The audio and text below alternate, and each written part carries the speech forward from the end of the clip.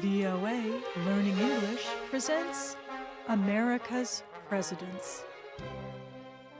Today we are talking about Millard Fillmore, the 13th President of the United States. Fillmore is also likely the least remembered president. He has been called uninspiring and having only some competence. But Fillmore provided an example of the American dream come true. He rose from a poor family to become a wealthy man. He was elected to Congress 4 times and nominated for vice president under Zachary Taylor.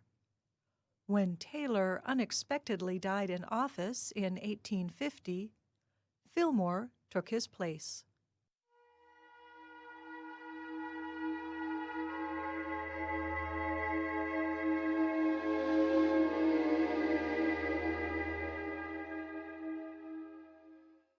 Other presidents' campaigns, such as Andrew Jackson's, had spoken proudly of their candidates' modest beginnings. William Henry Harrison's supporters especially linked him with the image of a simple house called a log cabin, even though William Henry Harrison was a wealthy man. But Millard Fillmore really was born in a log cabin. His family was poor.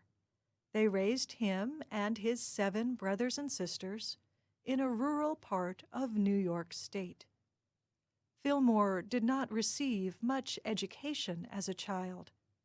However, he was very interested in learning, so interested that he fell in love with his teacher, Abigail Powers. The two married after he launched his career as a lawyer. They had 2 children, a son and a daughter. Millard Fillmore soon entered politics. He won elections to the New York State Assembly and then to the U.S. House of Representatives. After 8 years in Washington, D.C., Fillmore returned to New York. He failed to be elected governor, but succeeded to become Comptroller of New York.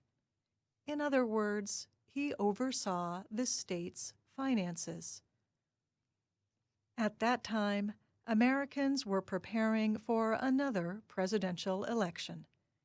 President James Polk was retiring from the White House after only 1 term, as he had promised. The opposition party, the Whigs, nominated Zachary Taylor as their presidential candidate. Taylor, a popular war hero from the South, owned slaves, but the Whigs realized that many anti-slavery voters in the North would not support Taylor. Party leaders were looking for someone to balance the ticket. A Northerner voters would consider a friend of business. They found Millard Fillmore. In 1847, the Whigs nominated Fillmore as Taylor's vice president. The 2 men had never met, and when they did meet, they did not like each other very much. Taylor was short-legged, poorly educated, and rarely seemed concerned about his physical appearance. Fillmore was taller, learned, and elegant. Their personalities did not fit together any better than their appearances did. But a majority of voters liked them. The Whigs won the election, and Fillmore returned to Washington.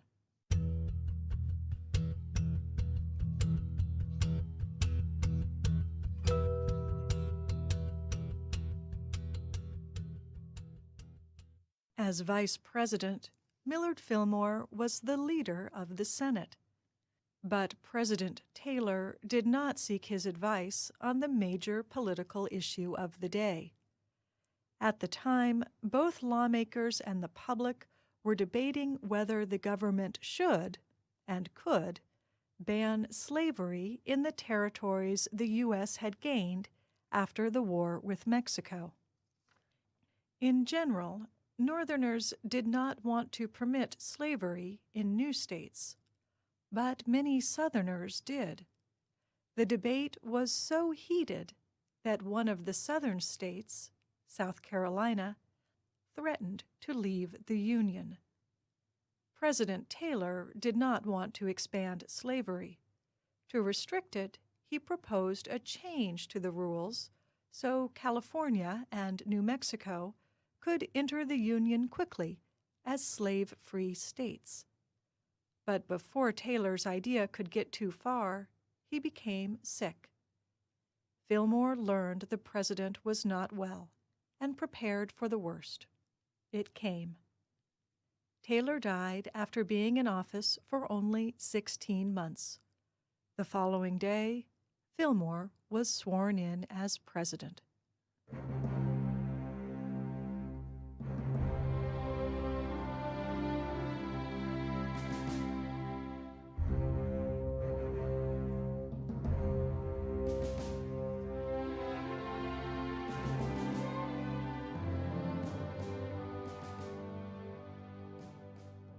One of Fillmore's first acts as president was to show where he stood on the slavery issue.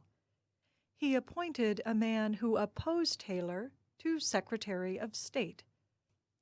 That man, Daniel Webster, and others, wanted to pass a compromise bill on slavery. With Fillmore's support, they succeeded. The Compromise of 1850 included several measures related to slavery. Two measures limited it. California was admitted as a free state, and the slave trade in Washington, D.C. ended. On the other hand, New Mexico and Utah were left open to slavery, and both the federal government and ordinary citizens were required to return suspected escaped slaves to their owners. That last measure, the Fugitive Slave Act of 1850, targeted even free African Americans and enslaved people who had escaped to free states. The compromise aimed to end the conflict between pro-slavery and anti-slavery forces, but neither side was really satisfied. And President Fillmore did not help matters. He was personally opposed to slavery. However, he did not act on his beliefs.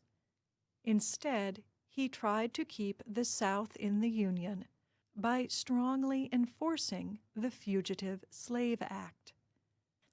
By the end of Fillmore's 3 years in the White House, many members of his Whig Party were angry with him. Party leaders did not nominate him again for the next election. But their chosen candidate was not successful either. Fillmore turned out to be the last Whig president.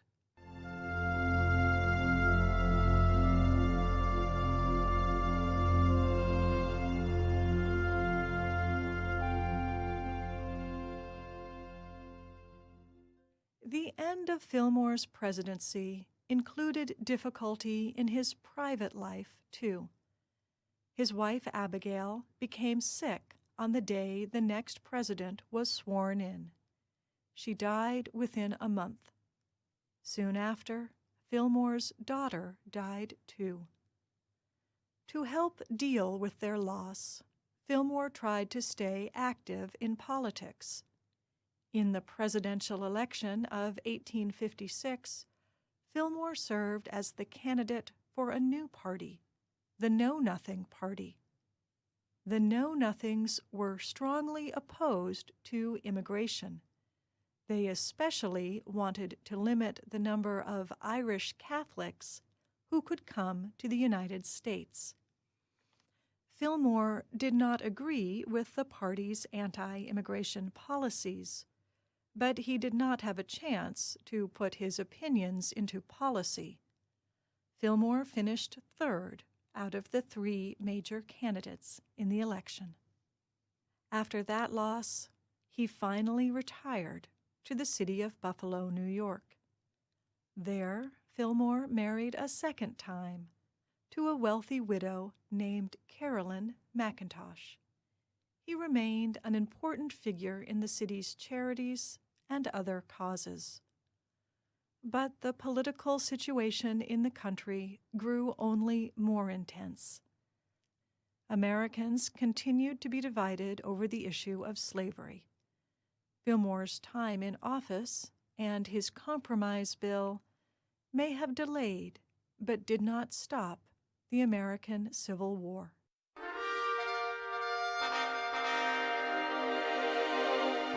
I'm Kelly Jean Kelly.